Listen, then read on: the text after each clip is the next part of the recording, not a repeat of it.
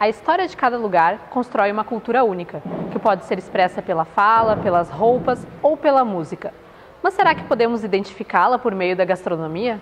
Quando a gente fala em formação de identidade, a gente está sempre falando num longo processo histórico pelo qual uma população de qualquer lugar no Brasil, em qualquer lugar, vai formando seus valores, suas ideias, consequentemente sua cultura, e a culinária está incluído aí.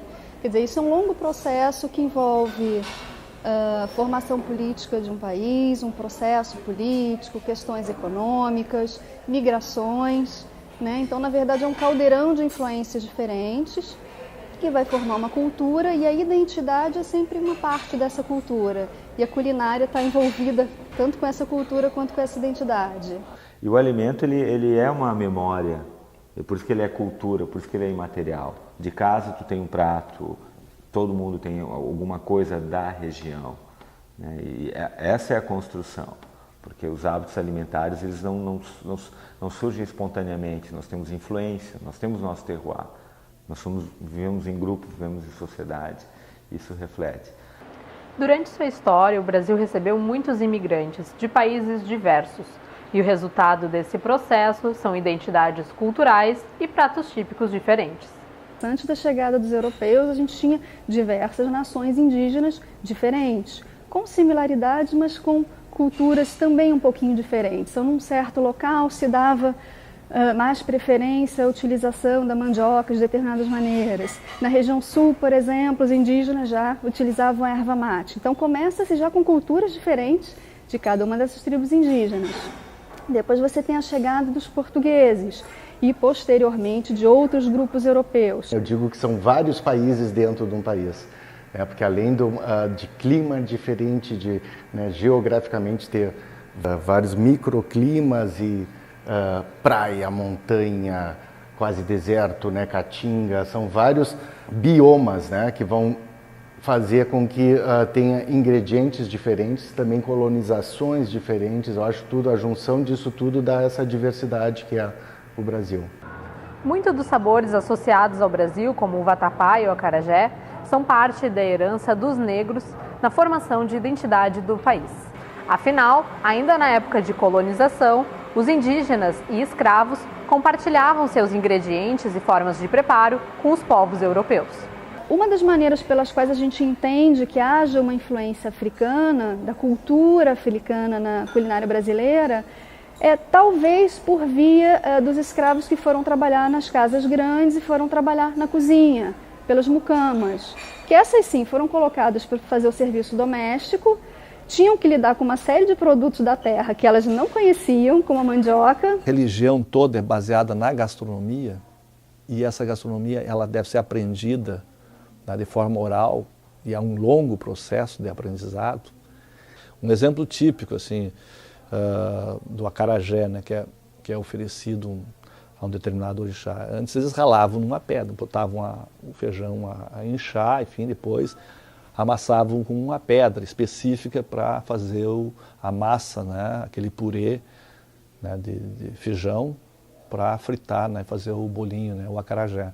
Vejo assim, na Bahia era fortíssimo isso, né?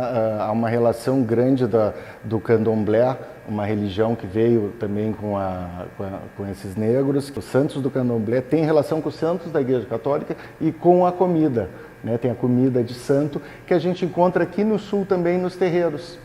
Lá no Nordeste, no candomblé, oferecem camarão para Ogum, né? Aqui é um churrasco, 7 costelas, né, que são oferecidas para Ogum, 7 costelas com farofa.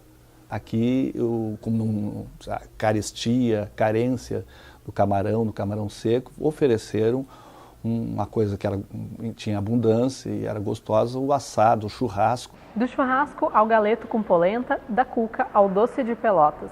São apenas alguns dos exemplos que mostram que aqui no Rio Grande do Sul, as diferentes imigrações também deixaram marcas. A nossa cultura gaúcha não dá para dizer nem que ela é uma salada de fruta, porque na salada de fruta consegue separar a banana da maçã e tal. É um milkshake. Misturou de tal maneira que é impossível separar os elementos que sejam de contribuição italiana ou alemã. É muito difícil fazer esse processo, né? Quer dizer, você não tem só uma cultura, digamos, de culinária alemã. A gente tem ali uma culinária gaúcha de influência alemã. Em alguns locais, influência açoriana, ou mais portuguesa, ou mais castelhana, mas o resultado final é sempre, eu acho que muito característico dessa região. Não é mais alemão, não é mais italiano, é uma mistura que nasceu aqui. Mesmo com as fortes cozinhas regionais, alguns elementos unem a gastronomia brasileira.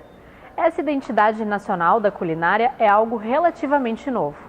E com tantas culturas inseridas nesse panorama, é necessário saber por onde começar a escrever a história da culinária brasileira.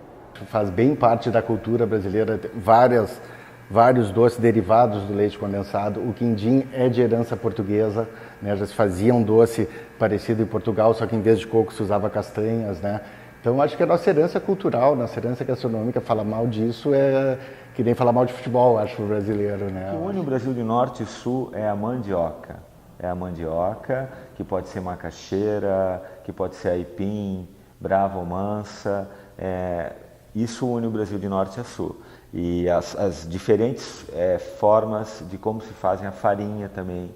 A gente tem uma identidade muito recente. E a gente está aprendendo a valorizar o que é nosso, a nossa gastronomia, os nossos insumos, há 30, 25 anos. Uma tendência agora é dar um passo atrás, é resgatar o que se fazia antes, é valorizar o pequeno produtor, os produtos da terra, a sazonalidade. Eu acho que isso que é aí a boa gastronomia. Qual a técnica eu vou empregar, mas raciocínio, coração, vai ter uma comida boa. É preciso investir na formação dos chefes, investir na base técnica, investir na exigência de bons produtos e aí sim, pegando bons produtos da nossa terra, tendo conhecimento técnico, tendo boas referências, disso tudo se criar algo novo. E algo novo que a gente possa dizer, não, é legitimamente brasileiro.